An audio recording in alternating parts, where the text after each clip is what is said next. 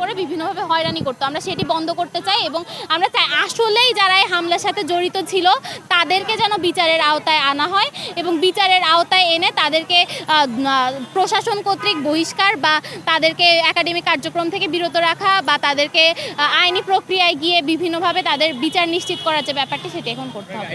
ব্যাপারগুলো আমরা এখনো শনাক্ত করি নাই।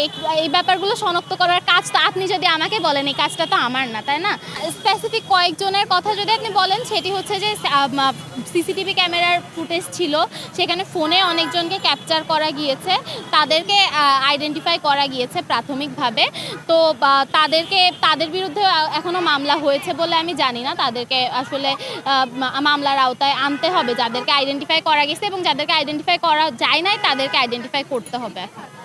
দেখুন, আওয়ামী লীগের ভবিষ্যৎ কি, এটি এখন আমার মনে হয় নির্ধারণ করার সময় এসেছে জনগণের। হ্যাঁ, কারণ তারা দল হিসাবে এতদিন পর্যন্ত তারা যে পরিমাণ জুলুম চালিয়ে গিয়েছে, বা তারা হচ্ছে অপরাজনীতির যে চর্চাটি করেছে বা তারা যে ফ্যাসিবাদটি কায়েম করেছে, এরপর এসে এখন তাদেরকে জনগণ আর কখনো গ্রহণ করবে কি করবে না দল হিসাবে, বা তাদের রাজনীতি কেমন হবে সেটি জনগণের হাতে থাকা উচিত। আর এর বাইরে যারা সরাসরি এই যে বিভিন্ন হামলায় মদতদানকারী বা বিভিন্ন ক্ষেত্রে যারা হচ্ছে এই আন্দোলনে মদত দিয়েছে বা জড়িত ছিল বিভিন্ন অপকর্মের সাথে, তাদেরকে বিচারের আওতায় আনতে হবে ব্যক্তি হিসাবে, এবং দল হিসাবে তাদের ভবিষ্যৎ কি হবে সেটি আসলে এখন জনগণের হাতে থাকা উচিত বলে আমি মনে করছি। সেটি বললামই তো যে সেটি আসলে জনগণের হাতে থাকা উচিত, কারণ তাদের এই অপারেশনের শিকার বা তারা যে ফ্যাসিবাদ কায়েম করেছিল এই সিস্টেমের মধ্যে, তারা কিন্তু হচ্ছে ক্ষমতায় যে গুটি কয়েক মানুষ ছিল তার বাইরে সবাই কিন্তু এটি শিকার।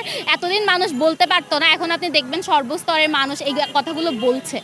তো যেহেতু তারা এখন এই কথাগুলো বলছে, তারা এটি জানে, তারা এটি সম্বন্ধে সচেতন, এবং এরপর তাদের রাজনৈতিক গতিপথ কী হবে সেটি সংগঠন হিসাবে আমি মনে করি যে হচ্ছে তারা যতটা না ঠিক করবে তার থেকে বেশি মানে এই পাওয়ারটি থাকা উচিত যে সাধারণ মানুষের হাতে।